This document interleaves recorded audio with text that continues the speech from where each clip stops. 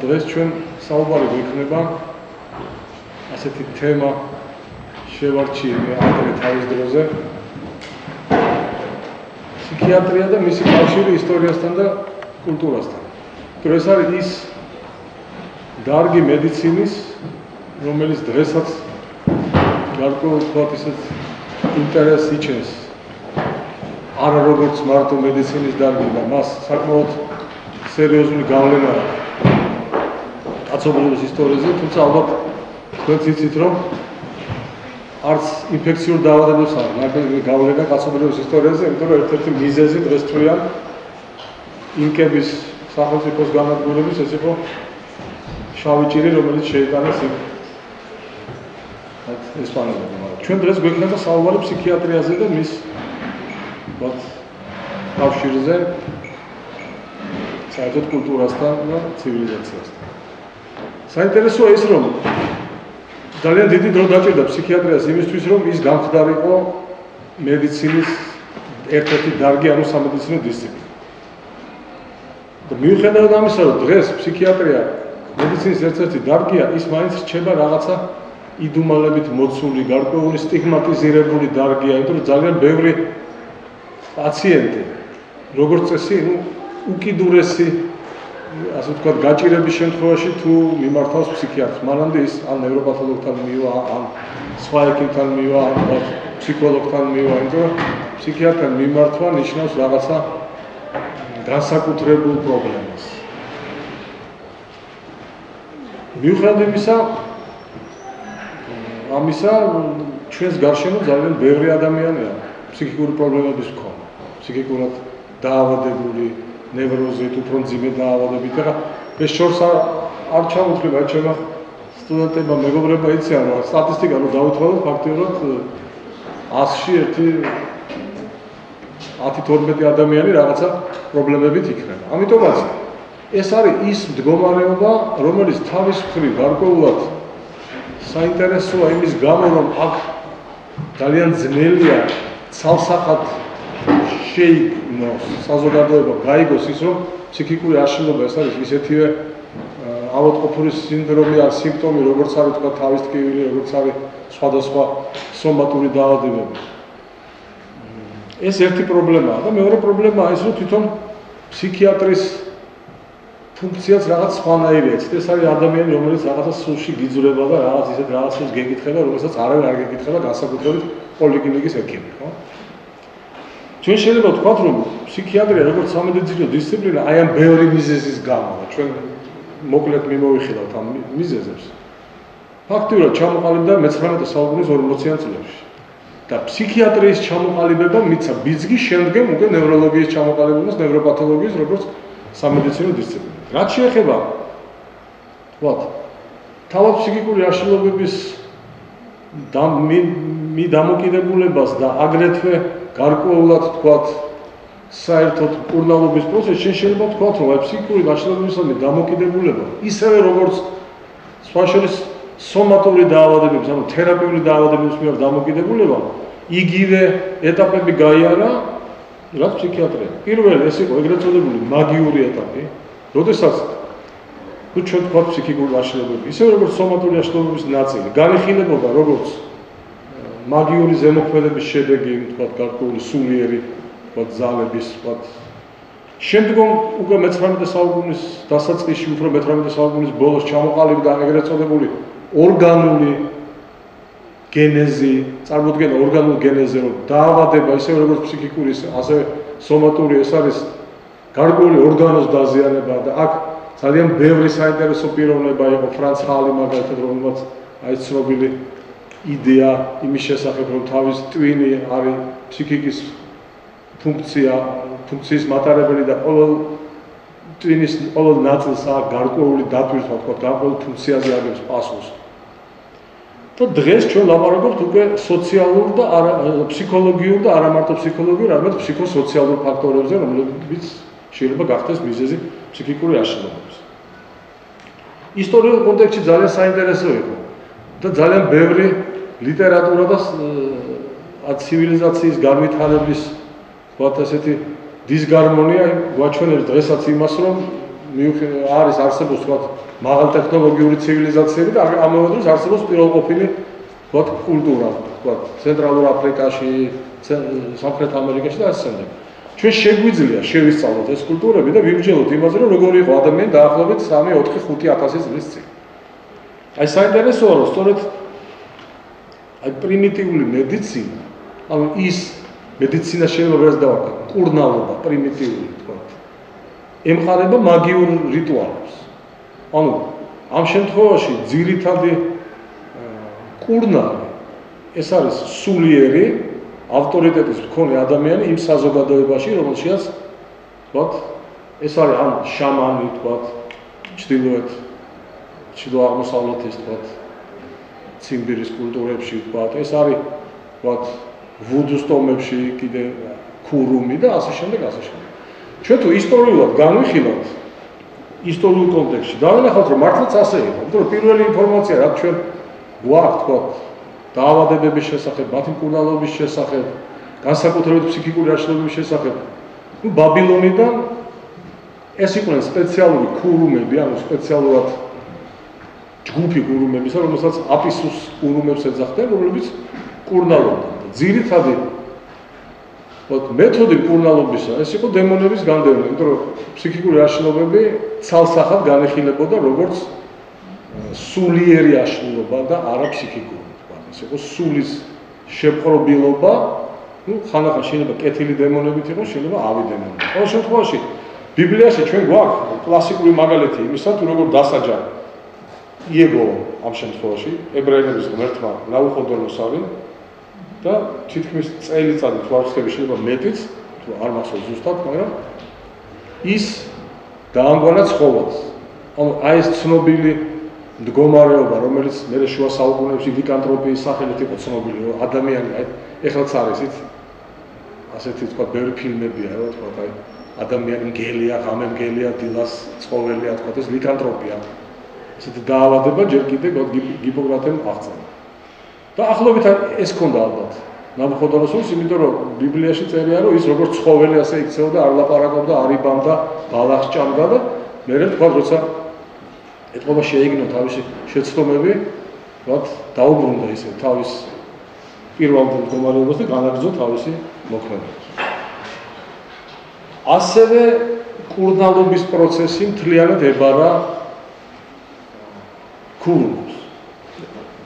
ეგვიპტეში კურნალობის ვთქვათ, საქმეს განაგებდა და კურნალობის ღმერთი იყო იმჰოტეპი, რომელიც იყო რეალური პიროვნება, ჯოსერის პირამიდის არქიტექტორი და ამავე დროს ბევრი თქვათ სხვა მეცნიერებებში განსწავლული. ის აკეთებდა როგორც ქირურგიულ ოპერაციებს ამის შედეგები ჩვენ გვაქვს, ის იყენებდა როგორც მცენარეულ, ასევე მინერალურ ელემენტებს სამკურნალოდ, მაგრამ ძირითადი მკურნალობა, განსაკუთრებით ფსიქიკური აშლილობის მკურნალობა ამ შემთხვევაში იყო მაგიური რიტუალი.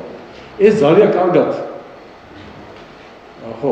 ეს ძალიან კარგად ჩანს იმ ლიტერატურულ წყაროებში, რაც გვაქვს დარჩენილი. ეხლა რაც შეეხება ანტიკურ საბრზე, თან ძალიან საინტერესოა, რომ ფსიქიკური აშლილობა, როგორც ფსიქიკური აშლილობა, როგორც ავადმყოფობა, რომელსაც ადამიანს ღმერთი, ასე ვთქვათ, მიუსჯის, შეიძლება სასიკეთოდ, შეიძლება ვთქვათ, მისავნებლად, ძალიან კარგად ჩანს, ну, ვთქვათ, ილიადაში ეს ცნობილია, ალბათ გახსოვთ თქვენ, რომ აიაქსი ათინამ დასაჯა იმის გამო, რომ ის ცოტა უდიარად მოეპყრა ამ ხალხმერთს და აიაქსი ცნობიერების, რასაც ჩვენ შეიძლება დღეს ვთქვათ, ცნობიერების შეცვლის მდგომარეობაში ტრის მაგივრად ცხრებს დაესია და ცხვრის ფარა გაანადგურა და როცა მოვიდა გოლზე, მერე მისმა თანამებრძოლებმა, ну, სიცილად აიგდეს, რის გამოც მერე მან თავი მოიგო.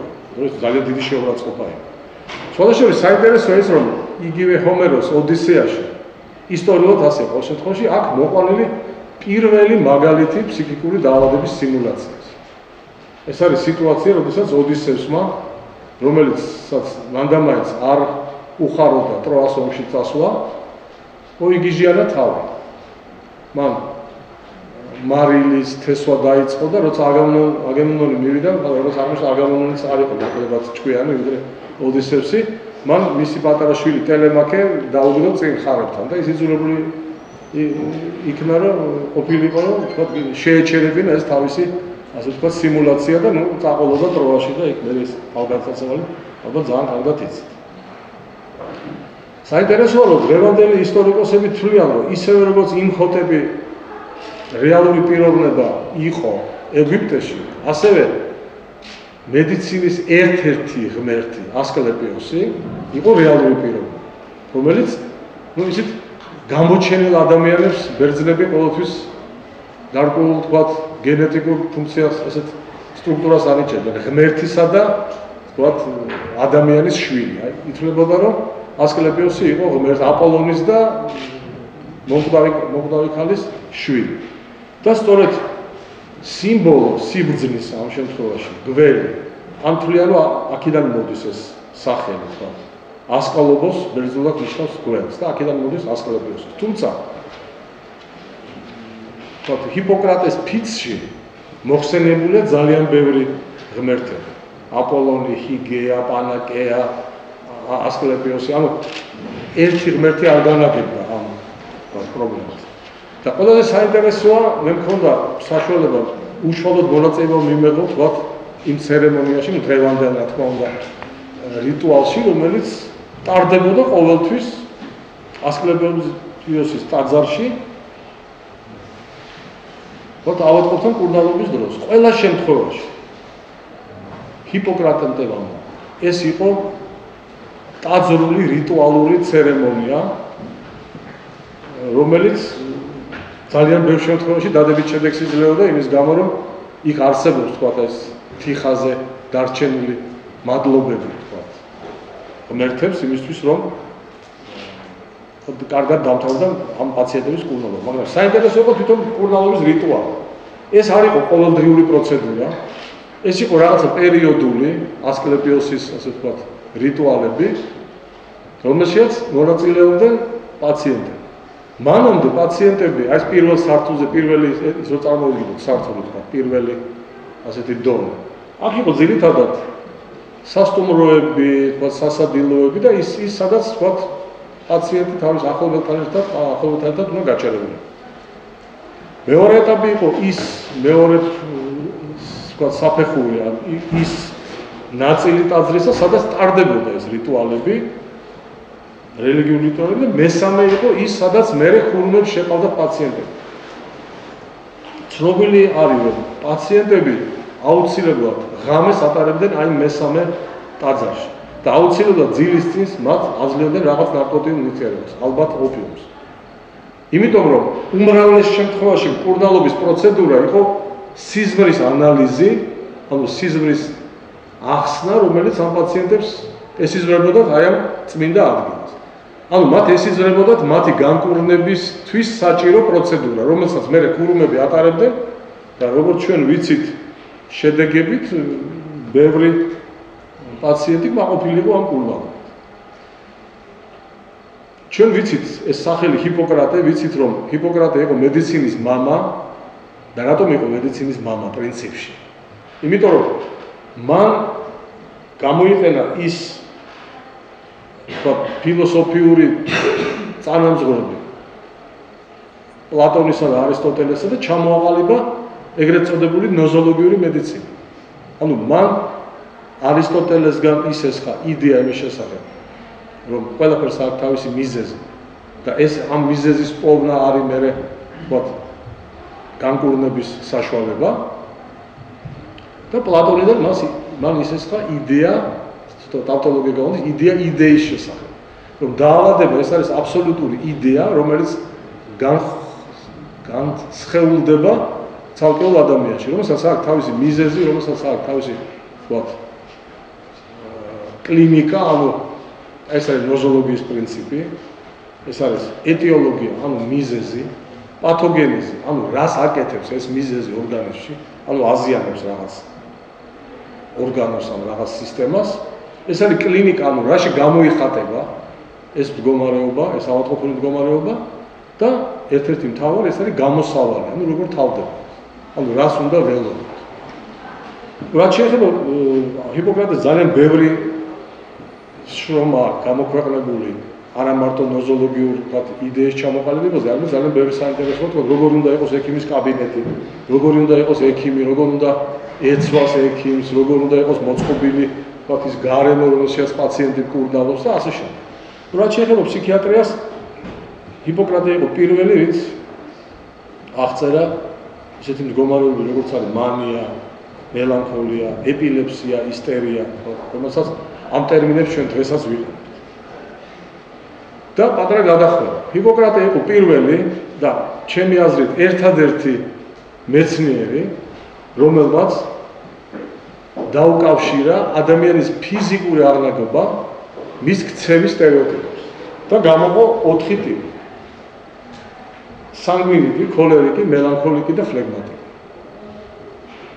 ის იდეა, რომელსაც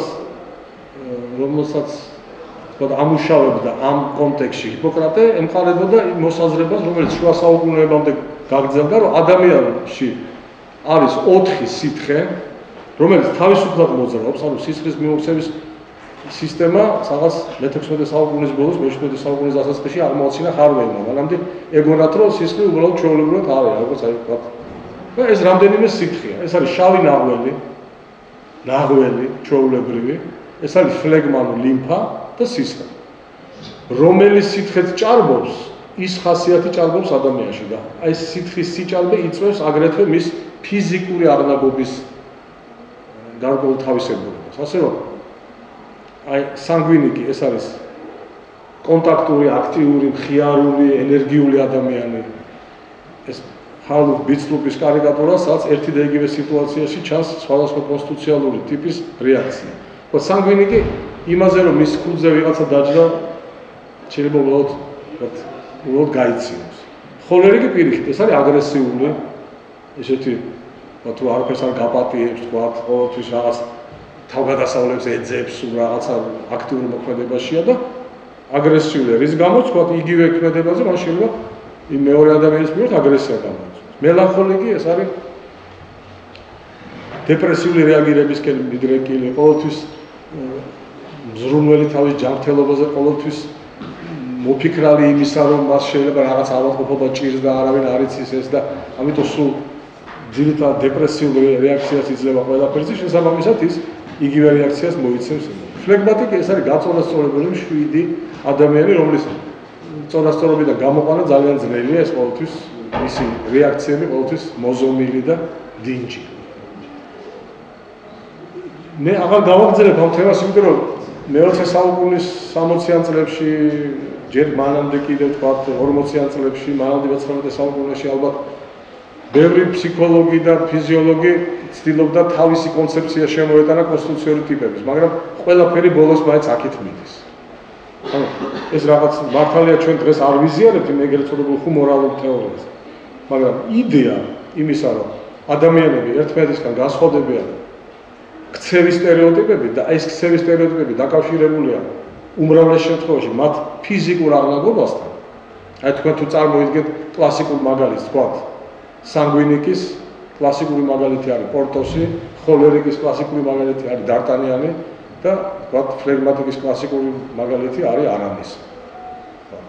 ეს ასეთი ტიპები უფრო ადვილად გასაგებია მათი ქცევა რა, ამიტომ ყოველთვის ავტორი ცდილობს ესეთი კლასიკური კონსტიტუციური ტიპები გამოიყვანოს გმირები. ეხლა რაც შეეხება ანტიკურ პერიოდს, ამას მოყვა შუა საუკუნეები, სადაც ცალსახად ფსიქიკური აშლილობები იყო შერაცხული როგორც სულის დაავადება და შესაბამისად თუ ეს იყო ავის სულის ჩასახლება ადამიანში, ამ შემთხვევაში ამის გამოძიება ხდებოდა სპეციალური თქვათ სახელმძღვანელოს საშუალებით, ეს არის იყო ასეთი შტრენგლელი და ინსტიტორისი, რომელმაც დაწერეს წიგნი და ეს სხვადასხვა ითარგმნა კიდევაც უკვე ქართულად არც რუსულად ნამდვილად არის ნათარგმნი მალეოს მალიფიკარუმ. ანუ ეს ნიშნავს ალქაჩთა უროს. ეს არის კლასიკური სახელმძღვანელო თავისი სტილით. ანუ კლინიკური მაგალითების წყალებში მოყვანილ თქვა როგორია ავისული ჩაუჭდა ხდება ადამიანს, ასეთი ავისული ის როგორ იქცევა, როგორ უნდა გამოიძიო, წამების რომელი თქვათ მექანიზმი, მეთოდები უნდა გამოიყენო და ასე შემდეგ. მაგრამ ასე ნეგატიურად ნუ შევხედავთ ამას. რელიგია ასეთ ადამიანებს იფარავდა კიდევაც მონასტრებში როგორც წესი. განსაკუთრებით კეთილგანწყობილი ამ ხრივ იყო მართლმადიდებლური რელიგია, რომელიც უმრავლეს შემთხვევაში ასეთ ადამიანებს იფარავდა მონასტრებში, თუმცა დღეს არსებობს ინფორმაცია იმის შესახებ, რომ გარკვეული ასეთი თქვათ ინკვიზიციის მსგავს მეთოდებს მართლმადიდებლური ეკლესია ძირითადად რუსულზე ალაპარაკებდა, რომ ჩვენ მაგის დრო არ ქონდა, სულ ომში ვიყავით, იყენებდა და ეს გაგრძელდა ძალიან დიდხანს. ძალიან დიდხანს. მაგრამ სადღაც უკვე დიდი ქალაქების ჩამოყალიბებასთან ერთად დამოკიდებულება ფსიქიკურ და დაავადებულ ადამიანებთან შეიცვალა, იმიტომ რომ სოფელში შეიძლება თქვათ ერთმა სოფელმა თემა ერთი ან ორი ასეთი ადამიანი აიტანოს და თქვათ მასზე იზრუნოს თუ ის მონასტერში არ მოხდა. მაგრამ როდესაც ქალაქში კონცენტრაცია იზრდება მოსახლეობის, შესაბამისად იზრდება კონცენტრაცია ფსიქიკური აშლილობის მქონე, ფსიქიკური პრობლემის მქონე ადამიანების. და ერთ-ერთი საშუალება, აი აქ პირველი თქვათ ასეთი გადასვლა ფსიქიატრიიდან კულტურაზე. ეს იყო სულელების გემი. განზეის ქალაქები, ანუ ის ქალაქები, რომლებიც ჩრდილოეთ და ბალტიის ზღვაზე გადიოდნენ, მათ ჰქონდათ დაახლოებით იგივე რაც ახლა არის ევროკავშირი. შეთანხმება ურთიერთ მომგებიანი ვაჭრობის შესახებ. და მათ შემოიღეს პირველმა ეგრეთ წოდებული სულელების გემი. როდესაც დიდი ქალაქებიდან კრიფავდნენ სული დაავადებულ ადამიანებს და უშვებდნენ თქვათ ღმერთის ანაბარა ზღვაში. თუ გადარჩებოდნენ, ესე იგი ღმერთმა ისინი გადაარჩინა და თუ არა და თქვა როგორც წესი ესენი იღუპებოდნენ. სხვა შორის ეს იდეა მე ბრანტი იყო ასეთი წერალი გერმანელი შუა საუკუნეებში, რომელმაც შექმნა ასეთი პირველი საინტერესო წიგნი, ლიტერატურული ასეთი ნაწარმოები, რომელსაც მან დაარქვა სულელების გემი. და შეკრიბა ამ გემზე სხვადასხვანაირი ადამიანები და სიუჟეტი იყო ამ ადამიანების ურთიერთობა ერთმანეთთან, რომლებიც აბსოლუტურად იზოლირებულები იყვნენ, ვთქვათ, გარე სამყაროს. მე მინდა ერთის გაგახსენოთ. ერთ-ერთი უკანასკნელი ფილმი ფრედერიკო ფელინის გემი მიცურავს, თუ იცით ეს ფილმი.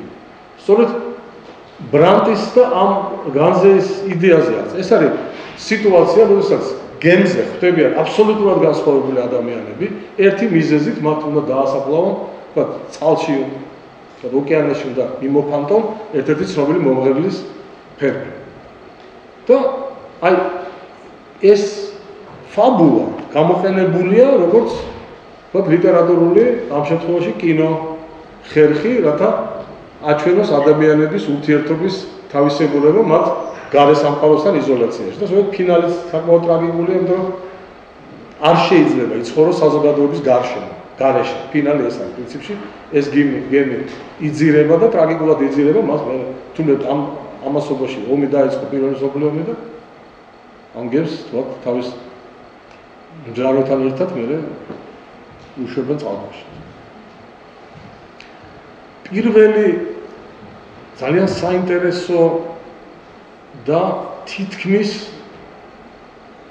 ფსიქოანალიზამდე მისული თვითანალიზი, საკუთარი გაცნობის, საკუთარი არა მარტო ემოციური, არამედ სექსუალური, თქვათ, მიდრეკილი ტოლვების, განცდების ანალიზი მოხდა წმინდა ავგუსტინემ თავის აღსარებაში. ეს არის ის, რასაც დღეს ფსიქოთერაპევტი ასე ვთქვათ, ცდილობს მიიღოს პაციენტისგან, რომ ჩაწვდეს მის ღრმა განცდას. ამ ადამიანმა თვითონ ასე ვთქვათ, აღსარება გაიგო პირდაპირი გაგებით და მთლიანად გახსნა მთელი თავისი ფსიქიკა. ეს ძალიან საინტერესო წიგნია სხვა შორის. აქაც რაღაცა პატარა ასეთი ვთქვათ, ფსიქიატრიის სუნით რეალებს ამ ნაწარმოებში. დაიგითხო ძალიან საინტერესო იქნება. ეხლა ძალიან საინტერესოა ის, რომ ფაქტიურად ჰუმანური დამოკიდებულება ფსიქიკური პრობლემების მქონე ადამიანების მიმართ დაიწყო არაბეთში. იმიტომ რომ მაშინ როდესაც ჯერ კიდევ შუა საუკუნეები იყო ის რომელსაც ვთქვათ ბნელ საუკუნეებს ეძახიან ეს ტერმინიც არსებობს ისე dark ages ბნელი წლები ეს არის სადღაც ვთქვათ მე-15 საუკუნემდე ალბათ სანამ რენესანსი მე-14-მე-15 საუკუნემდე აი ის კულტურა რაც ჰქონდათ ანტიკურ სამყაროს ვთქვათ ბერძნული და რომაული მთლიანად შეისხლოსეს არაბებმა მათ გადათარგმნეს არისტოტელე პლატონი ვთქვათ არის ყველაფერი რაც კი შეიძლებოდა და იმ პერიოდში სწორედ ეს იყო გაცილებით უფრო კულტურული, გაცილებით უფრო ცივილიზებული სამყარო ვიდრე მათ გარშემო ევროპა. აი მაგალითად, თავშესაფარი, სულით ავადმყოფთა თავშესაფარი, სულით ავადმყოფთა თავშესაფარი. მიუხედავად იმისა, რომ ეს იყო არაბებისთვისაც ისევე იყო, ვთქვათ ეს ავის სულით შეპყრობილი ადამიანი, როგორც ქრისტიანების ზოგადად, მათ თავშესაფრებს ხსნიან. აი პირველი თავშესაფარი ბაღდადში გაიხსნა 705 წელს. ქაიროში 800 წელს. და დამასკოში და ალეპოში უკვე მე-13 საუკუნის ბოლოს. ანუ გარკვეული ასეთი ტოლერანტული დამოკიდებულება ამ ადამიანის მიმართ არაბულ სამყაროში იყო ყოველთვის და გარკვეულწილად დღესაც ჩვენ. ნუ სიტუაცია მნიშვნელოვნად შეიცვალა აღორძინების ეპოქაში, როგორც კარლ გუსტავ იუნგმა თქვა, რომ რენესანსმა შვა ტიტანები. ეს ტიტანები იყვნენ ფაქტიურად ის ადამიანები, რომლებიც მოუბრუნდნენ ანტიკურ კულტურას და ანტიკურ ცივილიზაციას და შემოიტანეს ის და განავრცეს ეს. და აქ უკვე ჩვენ შეგვიძლია ვთქვათ, რომ აქ მოდის უკვე კულტურა, რომელიც ცდილობს არა მარტო აღწეროს, არამედ ძალიან ღრმად ჩაწვდეს ადამიანის განცდებს. აღწეროს ადამიანის არა მარტო ვთქვათ ქცევა, არამედ ის განცდები, რომელიც მას აქვს. ხშირად ეს განცდები ავადმყოფურ თითქმის ვთქვათ პათოლოგიურ ზღვარზე. აი მაგალითად ჰამლეტი თუ ჩვენ ავიღეთ ვთქვათ პირველ სცენას და უკანასკნელ სცენას, ალბათ იცით რომ ამ პირველ სცენას როდესაც ის ხვდება თავისი მამის აჩლეს და იგებს იმ ტრაგედიულ ბეწვას. მას წილად ხვდა, იქამდე სანამ გაუგებრობაში არ იღუპება ყველა, ანუ ეს არ არის მიზანმიმართული, ასე ვთქვათ, შურის ძიება, გადის თითქმის წელიწად-ნახევარი თუ 2 წელი. ანუ ეს არის ნევროტული პიროვნება, რომელიც ვერ იღებს გადაწყვეტილებას ბოლომდე. აი სულ რაღაც ექსპერიმენტებს ატარებს, ის დგას სპეციალურ პიესას იმისთვის, რომ როგორ რეაქციას მოიცემს, ვთქვათ, მისი ბიძა და დედა, რომ დარწმუნდეს, რომ მართლა მოკლა თუ არა. სხვა შორის ეხლა ცუდი მაგალითი ალბათ, მაგრამ სტალინს არ უყვარდა გამლეტი. და ამიტომ არ იდგმებოდა როგორც ეს, იმიტომ ეს არის ესეთი აი პეტრე პირველიო და ივანე მრისხანე ესეთი ხალხი იყო, რა პირდაპირ წოდა პრობლემას და ესო წელიწად-ნახევარი იმას ფიქრობდა მამის მკვლელი, ой, დაესაჯა თუ არ დაესაჯა. მაგრამ შექსპირს ძალიან კარგადაა აღწერილი აი ეს ტიპი ადამიანისა, რომელსაც ჩვენ ვეძახით ფსიქასთენიური წრის აქცენტირებულ პიროვნებას. ასევე ძალიან საინტერესოა ვთქვათ ეჭვიანობის პრობლემა, რომელიც ერთი შეხედვით ეს არის ღაზოიანობა, ქართულად ანუ რევნეს რუსულად, ცოლქმრული ეჭვიანობა. თუმცა სიღრმეში პირველად ამ პრობლემის ჩაიხედა პუშკინმა, რომელმაც თქვა სხვათაშორის, რომ ეს არ არის ეჭვიანობის ტრაგედია, ეს არის ნდობის ტრაგედია. მე აი გახსოვთ ცნობილი ესა მე ვენდემას და თელი ჩემი ისა გული გაოხსენე და მოუყევი ის უბედურებები, რაც გადახვდა ცხოვრებაში. და მან შემიყვარა ჩემი ტანჯვისთვის და მე შევიყვარა იმისთვის, რომ მან გამიგო. მე ვენდე და მან მიღალატა. მეფე ლირში პირველად არის, გროტესკი არ ქვია მას, მაგრამ გამწვავებული ურთიერთობა მშობლებსა და შვილებს შორის. სიყვარული არ არის აუცილებლად ყოველთვის დემონსტრატიული, ის შეიძლება იყოს უფრო დაფარული, მაგრამ ერთგულება არ საჭიროებს და დემონსტრირებას და სწორედ ეს ტრაგედიის არსი ამაშიც არის, რომ სწორედ ის ვინც არ აკეთებს დემონსტრირებას, ის არის რეალურად შვილი და შვილობრივი სიყვარულის მატარებელი და ის ვინც დემონსტრირებას აკეთებს, იმ წუთშივე ცვლის თავის დამოკიდებულებას. და ბოლოს შუა საუკუნეებს გამოვცხით უკვე აქეთ, ეს არის მიგელ სერვანტესი. ჩვენ შეგვიძლია ვთქვათ, რომ ისტორიაში პირველი ლიტერატურული გმირი, ფსიქიკური და დაავადებული აღწერა სერვანტესმა. რომ იქ არც იმალება, რომ დონ კიხოტი არის სულით ავადმყოფი. აშკარად, იმიტომ რომ ის ცხოვრობს თავის ფანტაზიებში, აბსოლუტურად მოწყვეტილია რეალობას, რომ მას ეს გაემართა, იმიტომ რომ კითხულობდა 300 და 400 წლის წინანდელ რომანებს, თქვათ, რაინდებზე. ამ დროს უკვე სხვა პერიოდი იყო, ხო? მაგრამ მე მინდა მაინც ამ შემთხვევაში გავიხსენო მართლა გენიალური ნათქვამი დასტაევსკის, რომელმაც თქვა, რომ მთელი ადამიანი, მთელი კაცობრიობის ცოდვა ერთ სასწორის ერთ თებზზე დადო, მარტო დონ კიხოტი გადაწყვეტს სულ ყველას. თავისი სისპეტაკით, თავისი რაინდული შემართებით, თავისი სამართლიანობით და თავისი დიდი სიყვარულით. ეხლა ერთი საინტერესო პრობლემა, როგორ დაიწყო ფსიქიატრია საერთოდ. ეხლა ეს არის ლეგენდა თუ სინამდვილე, მაგრამ ყოველ შემთხვევაში ეს იმ დროს იყო, როცა ლეგენდა უკვე აღარ ლეგენდობდა ასე. საფრანგეთის რევოლუციის დროს თქვენ იცით, რომ საკმაოდ დიდი ძვრები მოხდა ქვეყანაში, ნუ მეფე გადააყენეს, მერე თავი მოაჭრეს, თქვა იდეები, ძმობა, ერთობა, თავისუფლება, ხო? რომ ყველანი ერთნი ვართ. თუმცა იქვე შემოვიდა პატარა დაშვება, რომ ყველა ერთნი ვართ, მაგრამ ზანგები თავისებურად ჩვენთან ერთად არიან, მაგრამ იქ ძალიან დიდი პრობლემა იყო ეს მონური შრომის გამოყენებაზე, ამით ცხოვრობდა მთელი ქვეყანა. ასევე დადგა საკითხი თავშესაფარში მყოფი ფსიქიკურად დაავადებული ადამიანების, იმიტომ რომ ამ დროს უკვე მე-18 საუკუნის ბოლოა და ინფორმაცია დაგროვდა იმის შესახებ, თუ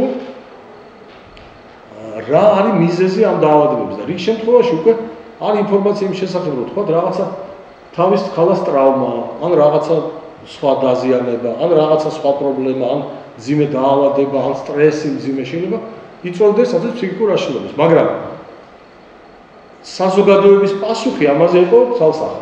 თავშესაფარი არსებობს, იმ თავშესაფარში იქნება ეს ადამიანი, მაგრამ სანამ არ მოკვდება. მაგრამ იმ თავშესაფარში, ასეთი ტიპის თავშესაფარში, ნუ ძირითადად ორი იყო. პარიზში ეს იყო სალპეტრიერი და ბისეტი. ძირითადად ასე ჯუმას უწერია, რომ იქ იყვნენ ყველაზე ავხორცები, ყველაზე გიჟები და ყველაზე, ასე ვთქვათ, მიუღებელი გარეწრები პარიზისთვის. ანუ ისინი იყვნენ იზოლირებული, ანუ ეს იგულისხმებოდა, აქ იყო როგორც ვთქვათ, მორალურად, ასე ვთქვათ, დეგრადირებული ადამიანი, ასე ფსიქიკურად დაავადებული. აი მე გადავალ იმაზე, მე მიშელ ფუკოს გავიხსენე, ძალიან ცნობილი ფილოსოფოსი იყო. მას მოყავს მაგალითი, როდესაც ის სწავლობდა ის ფსიქიატრიის წმინდა ანას ჰოსპიტალში მუშაობდა, სხვაშორის როგორც ფსიქოლოგი, დიდი ხანი. ძალიან საინტერესო შრომები აქვს ფსიქიატრიაზე. მას აქვს განხილული არქივი ბისეტას და ნაპოვნი აქვს ასეთი ჩანაწერი, რომ ამ თავშესაფარში მოთავსებულია კიურე, ანუ დელთავარი, რომელიც მევახშეობდა. და ჩაითვალა, რომ ის არის სულით ავადმყოფი, იმიტომ როგორ შეიძლება ღდელმა პროცენტებით ფული ასესხოს, როცა პირიქით უნდა დაეხმაროს გაჭირებულებს.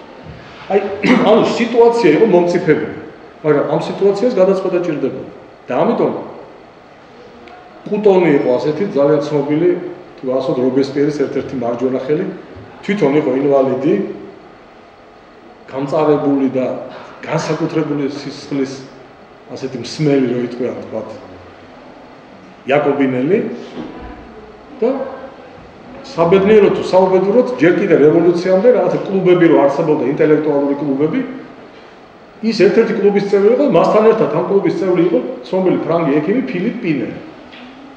და კონვენტის ხდომაზე გაახსენდა კუტონს, რომ კაცო, აი რა უყოთ ამ გიჟებს იქ რო ყავს გამოკეტილი ცოდვები არა, იმიტომ რომ არ ადამიანურ პირობებში არიან. სალპეტრიერი ეს არის კატაკომბები, საიდანაც გოგი, რა ქვია მას, ტყვია წამლისთვის იმას პოულობენ. ის რჩება მე ტუნელები, ბნელი.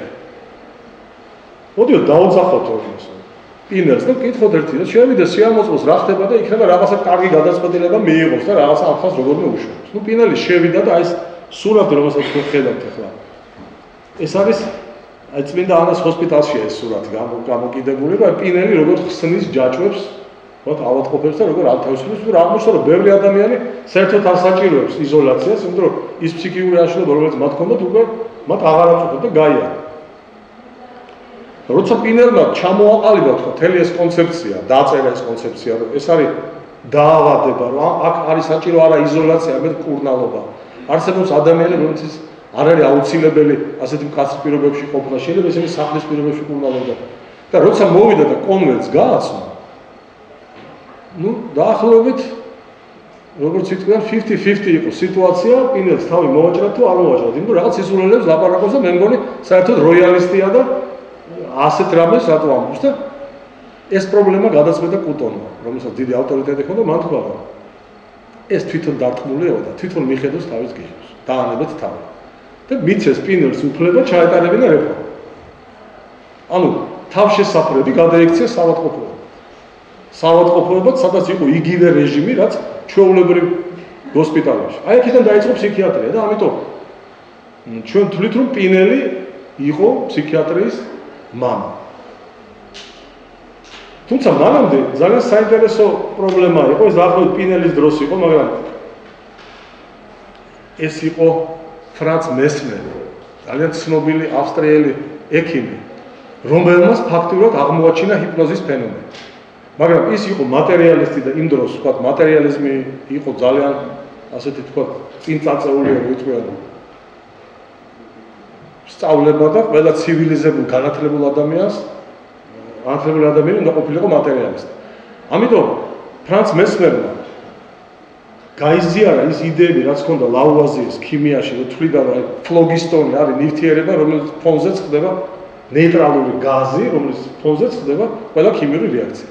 მან თქვა, რომ არსებობს ფლუიდი, ანუ ცხოველური მაგნეტიზმი და არა სიცოცხლისეული მაგნეტიზმი, ცხოველური ჟივოტნი მაგნეტიზმი. ელან ვიტალი მე ეს ბერგსონმა შემოიტანა ეს ცნება, რომ ეს არის რაღაცა გაზი, რომელთაც ერთი ადამიანის ფსიქიკა მეორე ადამიანის ფსიქიკაზე მოქმედებს და თუ ჩვენ შევქმნით პირობებს, რომ თქვათ ეს გაზი ექიმის გაზი გადავიდეს პაციენტის გაზზე, მან შეიძლება ის განკურნოს. და მესმერი ბოლოს მივიდა იქამდე, რომ საერთოდ არ იყო საჭირო ექიმის მონაწილეობა, ის ამ გაზს აგროვებდა შესაბამის, თქვათ ასეთ დიდ აუზებში, საიდანაც მე ეს გაზი, თქვათ, ესეთი რაღაცა, თქვათ, შლანგების მაგვარი, უთი გაიწოვებოდა. თუ გასაგებია რომ და მან აღმოაჩინა ეს მდგომარეობა ძალიან ხშირად პაციენტი გადადიოდა რაღაც უცნაურ მდგომარეობაში, როცა მასთან კონტაქტი იყო ძალიან, ასე ვთქვათ, შემცირებული, მაგრამ ის მერე გამოგვიძების შემდეგ იმეორებდა იმ დავალებას, რასაც ეს ადამიანზე, კლასიკური გიპნოზი. მაგრამ მესმერ ჩათვალეს შარლატანად, იმიტომ რომ მაშინ ძალიან ძნელი იყო ასეთი იდეის მიღება და ბოლოს ის დაბრუნდა ისე საფრანგეთში იყო, დაბრუნდა ავსტრიაში და მე უბრალოდ ექიმად იყო და ისე გარდაიცვალა. სხვაშორის სტეფან ცვეიგს აქვს მასზე ძალიან კარგი ბიოგრაფიული ასეთი მოთხრობა. ეხლა პატარა გადახრა უნდა გავაკეთო, ისე დავუბრუნდე ძალიან ცნობილ ფსიქიატრს და ფილოსოფოს, ფსიქოლოგს და ფილოსოფოს მიშელ ფუკოს, რომელიც ძალიან დაინტერესდა არსით იმისა, რომ რა არის ეს ფსიქიკური აშლილობა და რა კავშირი აქვს საზოგადოებას ამ ფენომენთან და როგორ რეაგირებს და რას თვლის საზოგადოება, ვთქვათ, ფსიქიკური ნორმიდან გადახრას. და ის ამბობდა, რომ თითოეული კულტურა ფსიქიკური გადახრიდან ქმნის ხაზს, რომლის ხასიათი შემოიფარგლება ამ საზოგადოებისთვის მიუღებელი ფენომენი. ამიტომაც არის დღეს ჩვენ ვლაპარაკობთ ფსიქიკურ ნორმიდან გადახრაზე, ყოველთვის უნდა ვიგულისხმოთ ის კულტურალური გარემო, რომელშიც ეს ხორციელდება. იმიტომ რომ ზოგისთვის ის ქცევა, რომელიც ჩვენთვის მიუღებელია, არის ნორმალური ქცევა, რომელიღაცა საზოგადოებაში პირიქით. და ასე შემდეგ. ამიტომ კულტურალური ასპექტი ეს პირველმა შემოიტანა ფუკომ, ეს სხვათაშორის 70-იანი წლებია. 60-იანი, 70-იანი წლებია მე-20 საუკუნის. ეს არ არის დიდი შორი პერიოდი. და მან აგრეთვე თქვათ შემოიტანა ძალიან საინტერესო ისტორიული ცნება ფსიქიკური აშლობებისადმი დამოკიდებულებისა. ის ამბობდა, რომ პირველი ეტაპი ეს იყო შეპყრობილობის ცნება. რომ ეს არის ადამიანის გაუცხოების ან უცნაური ქცევის მიზეზი ეს არის ის, რომ ის შეპყრობილია ავის სულით. ანუ მიუხედავად ამისა, ადამიანი რჩება იმ სოციალურ გარემოში, ქრისტიანულ გარემოში, რომელიც არსებობს მის გარშემო, ის ითვლება, მისი ნება არის თავისუფალი, მაგრამ ის არის დემონით შეპყრობილი. სადაც მე-17 საუკუნემდე ეს იდეა იყო გამოფებული. მაგრამ სოციალური დამოკიდებულება ამ იდეის მიმართ იყო განსხვავებული, ხო, გავიხსენოთ. ან გადავარჩინოს სული და გამდევნო დემონი იმით, რომ სხეული გავანადგურო, ანუ თქვა, დავწვა თქვა, თორე სისხლის დაღვრა, ამიტომ დაწვა რატო იყო, იმიტომ რომ სისხლი არ უნდა დაეყარა ეკლესიას. და როგორც წესი ეკლესია არ ჯიდა ის. ჩათვლიდა რომ ეს არის ცოდვილი და გადაცემდა სახელმწიფოს და ის იყენებდა. მეორე ეტაპი ეს არის ის, რომ აი ორგანული პირველი ეტაპი ორგანული დამოკიდებულებისა დაავადების მიმართ. სხეული ავად, ანუ ტვინი სხეულის ნაწილია. და სხეულთან ერთად სულიც ავადდება. ამიტომ ეს ადამიანი კარგავს თავისუფალ ნებას, ეს რას ნიშნავს? რომ მისი ის ვერ განკარგავს თავის თავს და თავის საკუთრებას. ის არის თქვა ამ შემთხვევაში შეშლილი. ინსენს ან უაზრო. ამიტომ მას არ შეიძლება კონდეს ქონება, არ შეიძლება რაღაცა თქვა მონაწილეობდეს რაღაც სოციალურ აქტივობებში ასე ვთქვათ. მე-18 საუკუნის მერე მე-19 საუკუნემდე პრინციპში თანდათან შეიცვალა დემონური იდეა კლასიკური ორგანული იდეით და აქ შემოვიდა ცნება შეშლილისა, მაგრამ დემონური ბუნება შეიცვალა მორალური ბუნებით. აი ის რაც იმ პიურეზე მოგიყევით, ხო, დაახლოებით ასეთი რომ ადამიანს ღმერთის ჯის, მის სხეულსაც ჯის და მის სულსაც და ამიტომ არის ის ავადმყოფი. ამიტომ მოდი ეს ადამიანი ჩვენთან ვერ ცხოვრობს და თავშესაფარში იყოს. როგორი პირობები იქნება იქ უკვე ეს არ არის დამოკიდებული ამ ადამიანზე. და დღეს ეს არის გაგება იმისა, რომ შეშლილი საზოგადოება ასეც. ეს არის შეშლილი ადამიანი, რომელსაც ჭირდება მეურვე, რომელსაც არ აქვს უმრავლეს შემთხვევაში სოციალური უფლებები და მაგრამ ვიღაცამ ეს სოციალური უფლებები თავის თავზე უნდა აიღოს. ეს იქნება ფსიქიატრი, შეიძლება იყოს მეურვე, შეიძლება იყოს სოციალური მუშაკი და სხვა. დღეს ჩვენ არ ვიცით საერთოდ მივდივართ, მაგრამ მივდივართ იქითკენ, რომ მაქსიმალურად მოვახდინოთ ფსიქიკური პრობლემების მქონე ადამიანთა ასე ვთქვათ შერწყმა საზოგადოებაში, ისე როგორც სხვა პრობლემების მქონე ადამიანთა. მაგრამ დღევანდელი გაგება მაინც ეს არის, აი ფსიქიკური აშლილობების რეგისტრიდან გამომდინარე არის ქმედუნარიანი ადამიანი და არაქმედუნარიანი ადამიანი. არაქმედუნარიანი ადამიანი მოკლებულია ყველა სოციალურ უფლებას. აბსოლუტურად. ის თავის მკურნალობაშიც კი ვერ ერევა. დღეს ჩვენი კანონმდებლობით სასამართლოც ყვიტავს ამ პრობლემას 48 საათის განმავლობაში და თუ მან გადაწყვიტა რომ პაციენტი არის არაქმედუნარიანი, ან ამ შემთხვევაში ეს პაციენტი ხდება, ნებისმიერი ჩარევა მის მიმართ ვთქვათ შესაძლებელია მისი ნების გარეშე. თუმცა არის ქვეყნები, სადაც ეს პრობლემა უფრო შედარებით ლიბერალურად წყდება. მაგრამ იმ ქვეყნებში საინტერესოა რომ ვადა, ანუ ის ვადა, რომელშიაც ფსიქიატრს აქვს უფლება თავისუფლად იმოქმედოს. ანუ განახორციელოს ყველა манипуляция პაციენტზე, მაგალითად ნორვეგიაში 10 დღეღამე 240 საათი.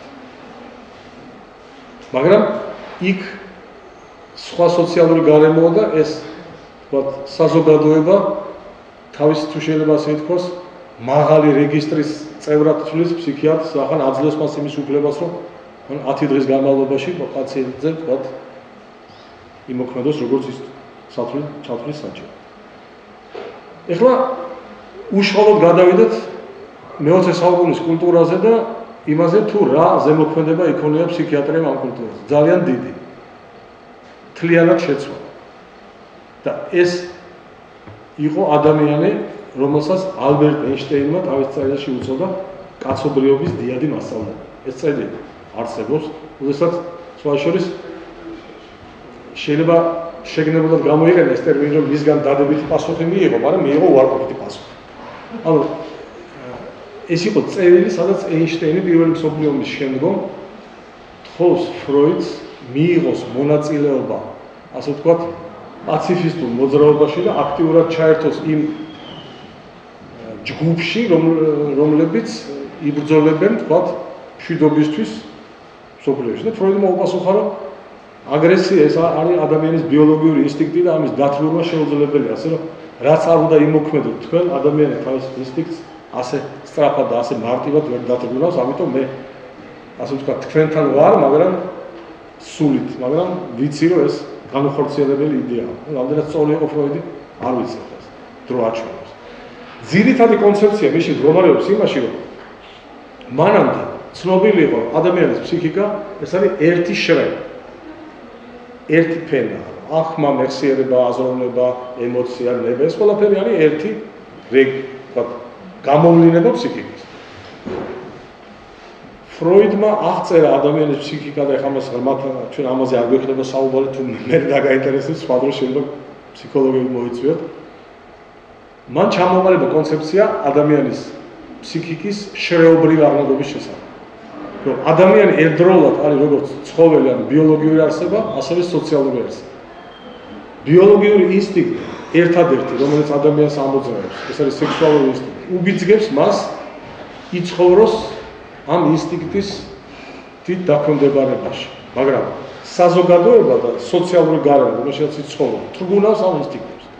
და ადამიანის ნევროტიზაციის ძირითადი მიზეზი ეს არის ბრძოლა არაცნობიერსა და ცნობიერს შორის.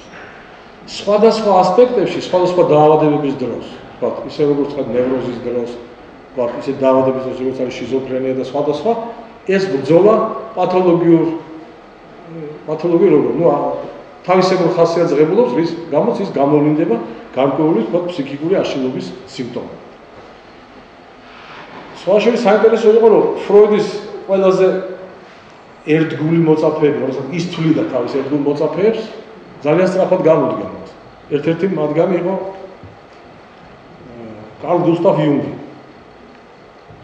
რომელიც უარყოფდა მხოლოდ სექსუალურ ინსტინქტებს და ის ამბობდა, რომ ადამიანში ძალიან ბევრია ეგრეთ წოდებული არქეტიპური განცდები, არქეტიპული წარმოდგენები, რომლებიც მას ამოძრავებს ამ ადამიანს. ადლერი მისი ერთ-ერთი მოწაფე კიდე თვლიდა, რომ თუნდაც ფიზიკური კომპლექსები, ან სოციალური კომპლექსები შეიძლება გახდეს ნევროტიზაციის მიზეზი. და მას ძალიან კარგი შრომა აქვს, ესეთი მოყავს მაგალითი ნაპოლეონის. ცოტა უტრირებულად, მაგრამ ის ამბობს, რომ ეს ადამიანი იყო, რა თქმა უნდა, ნიჭიერი ადამიანი, მაგრამ უფრო, თქვათ, მისი კარიერის ბიძგი იყო ის, რომ ფრანგებისთვის ის არ იყო ფრანგი და იტალიელებისთვის არ იყო იტალიელი, ან კორსიკელი იყო და რაღაც. ამავე დროს, თქვათ, ის თავისი ნიჭის გამო მიიღეს ძალიან ელიტარულ სამხედრო სასწავლებელი, სადაც თავისი წარმოშობით ერთ-ერთი ყველაზე უკანასკნელი იყო და სწორედ მან დაამტკიცა თავისი ცხოვრებით, რომ შეიძლება, როგორც ერთხელ ჟუნოს უთხრა თავის მარშალს, რომ მე თქვენზე ერთი თავით მაღალი ვარ. მაღალი კი რა, გრძელი ხარ, მაგრამ მე შემიძლია ეს განსხვავება ეხლავე შევამცირო. თუ კიდე გააგრძელებ ამ თემაზე ლაპარაკს. ანუ და ყველაზე საინტერესო, როდესაც მე ცოტა უფრო მინდა შევსვი, რაც აი დღევანდელ კულტურაში ძალიან კარგად გამოიხატება. ეს არის ერიხ ფრომის იდეა სოციალური კომპლექსების შესახებ, მხოლოდ სოციალური. სხვა შორის მე თავის დროზე ეს დაახლოებით 30 წლის წინ მქონდა საშუალება საჯარო ბიბლიოთეკაში, მოსკოვში, ლენინსკის ბიბლიოთეკაში სპეციალური მომცეს ასეთი დაშვების ფურცელი და წამეკითხა ერიხ ფრომი, რომელიც მაშინ არათუ არ იბეჭდებოდა, სადაც აკრძალულია. მას აქვს შესანიშნავი წიგნი, რომელიც ქართულადაც ითარგმნა სხვა შორის, გაქცევა თავისუფლება. და ის ამბობს, რომ ძირითადი კომპლექსი, რომელიც მე-20 საუკუნის 50-იანი მეორე მსოფლიო ომის შემდგომ ადამიანებს ახასიათებთ და აწუხებთ. ეს არის თავისუფლებიდან გაქცევის კომპლექსი. მე მინდა ვიცხოვრო ჩემი ნებაზე. მაგრამ მე იძულებული ვარ დავემორჩილო საზოგადოების, ასე ვთქვათ, კანონებს და წესებს, რომ მივიღო გარკვეული ბენეფიტები საზოგადოებიდან. ხო, მე ვიმუშავებ, მივიღებ ხელფასს და მე ცოტა, მაგრამ ვიქნები როგორც მე მინდა.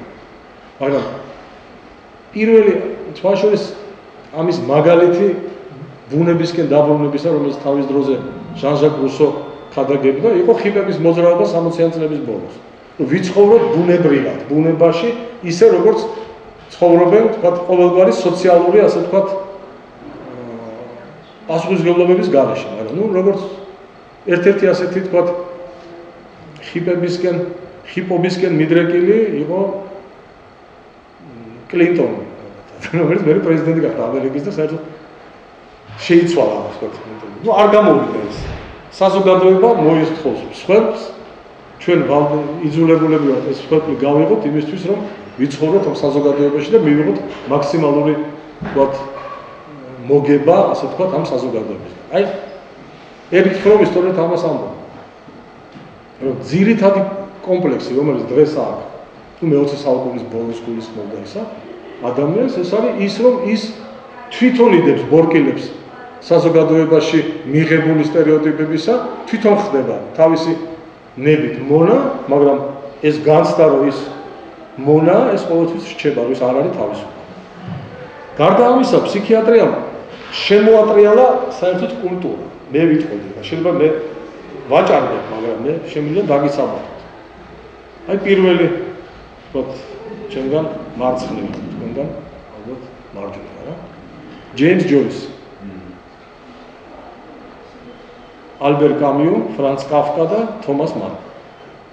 დამთავრდა ზოლა, დამთავრდა ნატურალიზმი, დამთავრდა ვთქვათ, აღწერილობითი და სოციალური, ასე ვთქვათ, აქტუალობის მქონე ლიტერატურა და დაიწყო შეტრიალება შიგნით.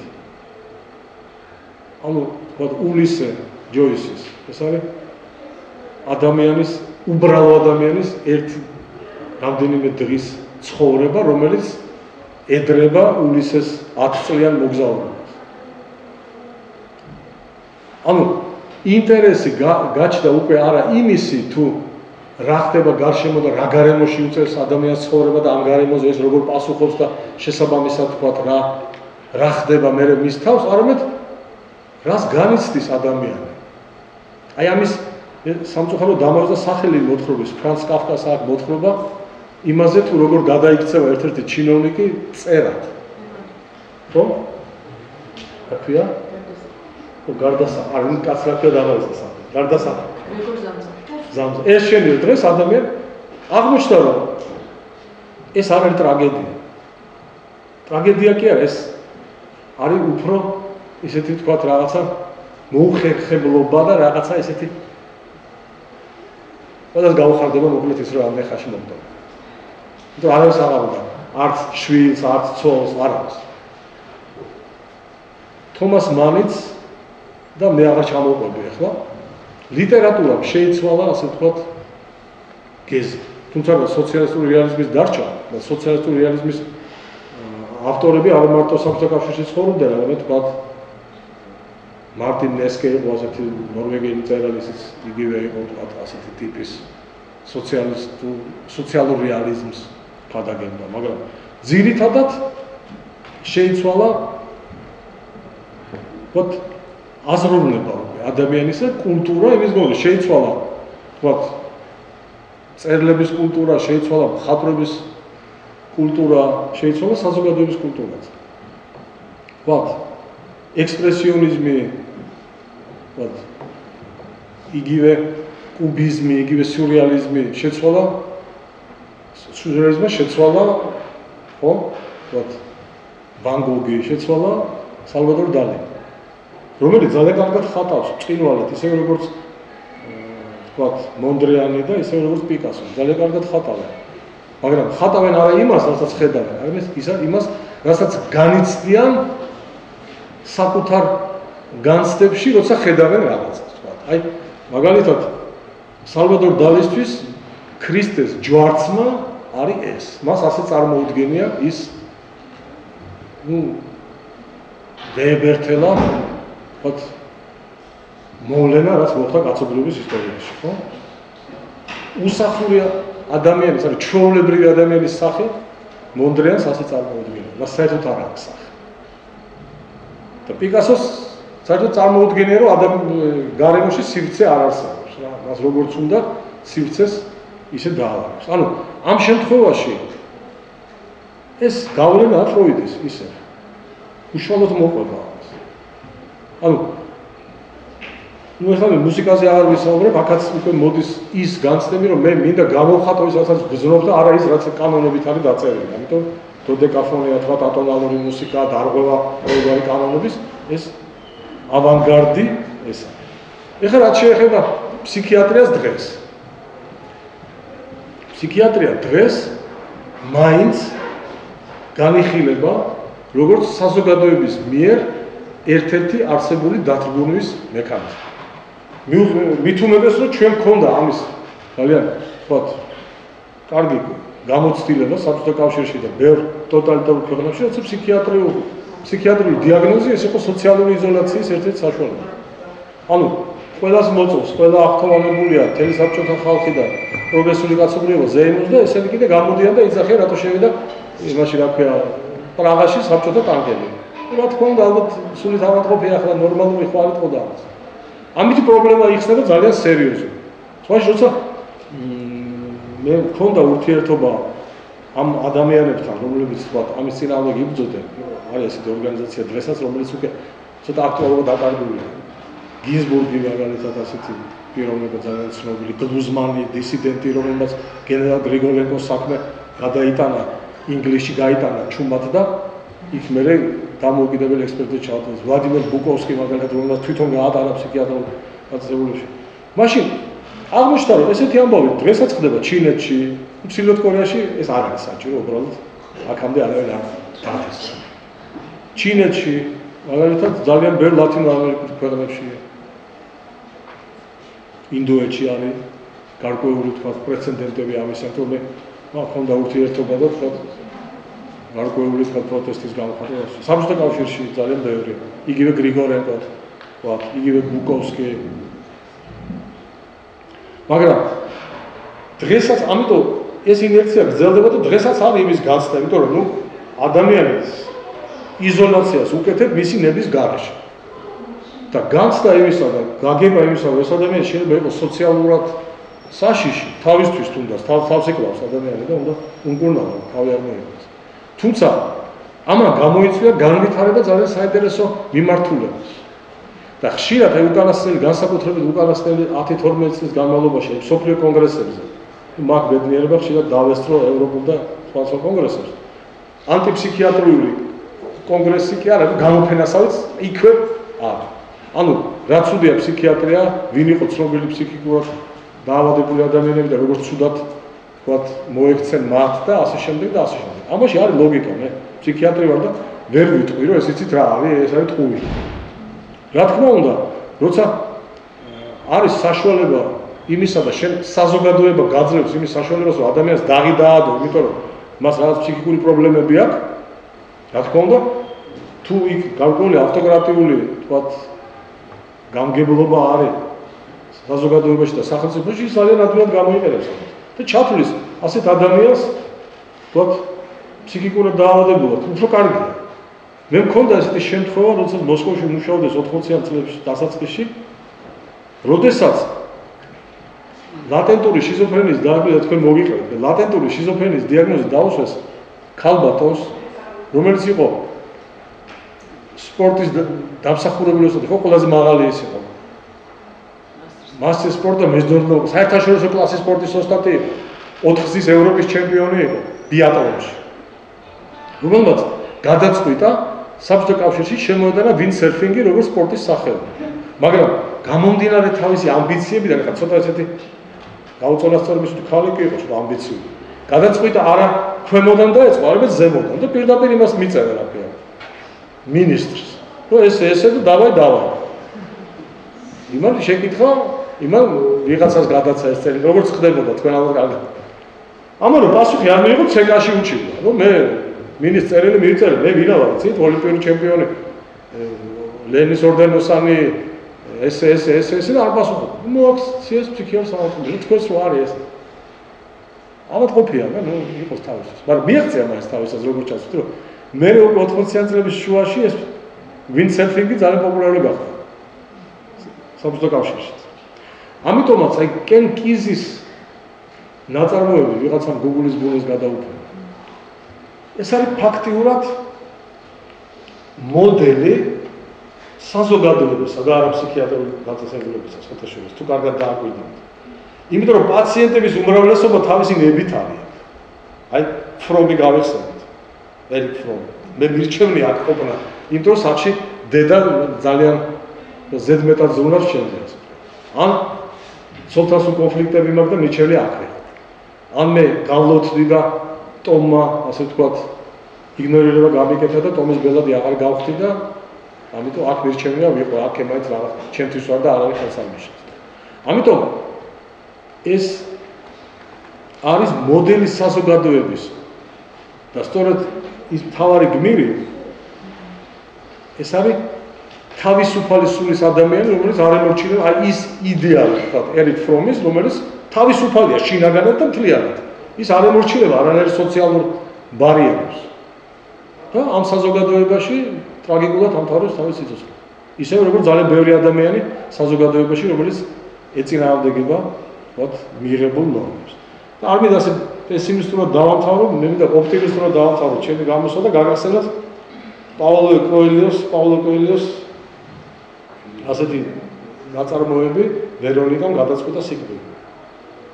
თუ წაგიკითხავთ, ალბათ ცოტა ასეთი პოპულარულია უფრო, მაგრამ ძალიან კარგი იდეა იმისა, რომ ადამიანი ვერასდროს ვერ მოიკლავს თავს, იმიტომ რომ მაშინ იმდენად დიდია ძალა სიცოცხლისა და სიყვარულისა, რომ ის ყველაფერს ძლებს და სწორედ ამას ეძღვნება პაულო კოელიოს რომანი. ესე რომ ფსიქიატრიაც ასე თქვენთვის სიკეთით არის განწყობილი და იმედია რომ ვთქვათ ის ასეთი ვთქვათ წარმოდგენა ფსიქიატრებზე რომ ესენი არიან რაღაც მონსტრები და საშინელებებს აკეთებენ და თუმცა ეს არ მინდა მაგრამ ერთ-ერთმა თავის დროზე 15 წლის წინ ერთ-ერთმა კორესპონდენტმა და ამისმა ტელეჟურნალისტმა ასეთი შეკითხა. ეხლა არ მითხრათ რომ არ არსებობს ისეთი წამალი რომ მიცი ადამიანს და არ გააგიჟო. იმიტომ რომ თქვენ ხომ ისეთი წამალი რომ არჩევთ. ესე იგი ისეთი წამალიც აქვს რომელიც ადამიანს აგიჟა. და თქვენ როგორ მიგაჩნიათ რომ ჩვენ ამას ვაკეთებთ? ალბათ. ამ თემა ხალი მაშინ მე არაფერი აღარ მაქვს ასაუბრე. ნუ ამით დავამთავრებ. დიდი მადლობა.